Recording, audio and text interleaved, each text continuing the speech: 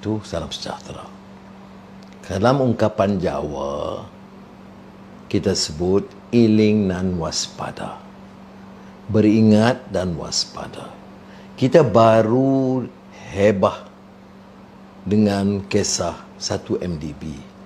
Sekarang kita berdepan dengan kemunculan satu skandal baru, DNB. Sebaik dikorek, dapat keterangan baru. Ya. Dimulakan di bawah Perikatan Nasional, diteruskan oleh UMNO. Kata mereka harus telus untuk menarik pelaburan asing, FDI. Tetapi dalam kes ataupun isu 5G ini yang diwar-warkan sebagai sangat penting, tidak ada dasar yang jelas, tidak ada ketelusan, tidak ada tender. Tak tahu, ada sejak Mac 2020 keputusan dibuat dan diberikan secara rahsia kepada beberapa syarikat yang kita percaya dipunyai oleh beberapa tokoh utama politik dan mungkin kaitan dengan yang lain-lain. Ya. Tapi pokoknya tidak ada tender, tidak ada proses perolehan yang teratur dan kosnya pun tak menentu. Ada yang sebut 10 bilion, mungkin naik 15 bilion, mungkin naik 18 atau 20 bilion. Ini apa? Nak minta rakyat diam dan sokong sesuatu yang tidak ada keterangan. Diperkenalkan satu projek dan diagih kepada beberapa syarikat. Tetapi bila ditanya, sekarang dia menimbulkan sedikit keraguan. Ya, beberapa syarikat telekom tidak mau menyertai kerana kosnya tinggi. Mereka mungkin dipaksa. Saya sebut di parlimen minggu lalu, mereka mungkin dipengaruhi dan dipaksa kerana kepentingan syarikat-syarikat kerajaan ini. Tetapi timbalan menteri MCMC menyebut Kementerian Komunikasi tidak dirunding dan keputusan itu dipaksa oleh Menteri Kewangan. Ini aneh ini cara kerajaan ini mengendali soal-soal. Ya?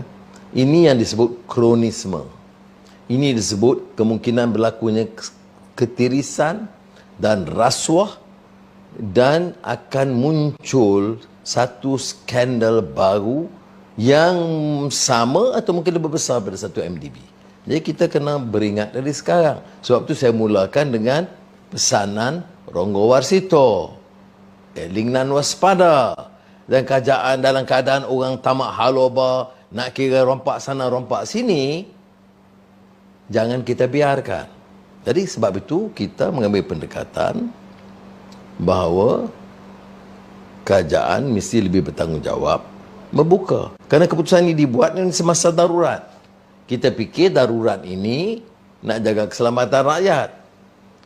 Rupa-rupanya dengan kesamaran itu digunakan untuk mengaut keuntungan melalui syarikat-syarikat yang dipilih.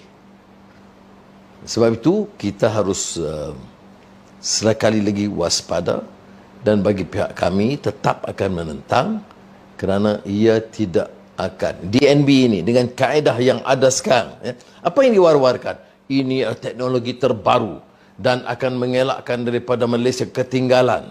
Jadi ini bunyinya empuk. Tidak ada sebab kita harus menentang. Tetapi bila disebut umpamanya untuk menembusi, memperolehi kepentingan ataupun maklumat dari Microsoft, Google dan Amazon, kita gunakan syarikat ini. Kita rasa pelik. Apakah perlu ada syarikat ketiga untuk menembusi Amazon, Google dan Microsoft, atau kita boleh lakukan tanpa diambil komisen oleh syarikat tersebut. Hal-hal ini tidak dijawab di Parlimen, tetapi nampaknya mereka berkeras, katanya akan diputuskan muktamad bulan Januari. Jadi kita memberikan peringatan, kita akan bongkar dan dedah. Kita nak tahu syarikat mana yang peroleh, berapa kos sebenarnya, siapa yang berselindung, yang ada kepentingan atas lagi atau dan sebagainya.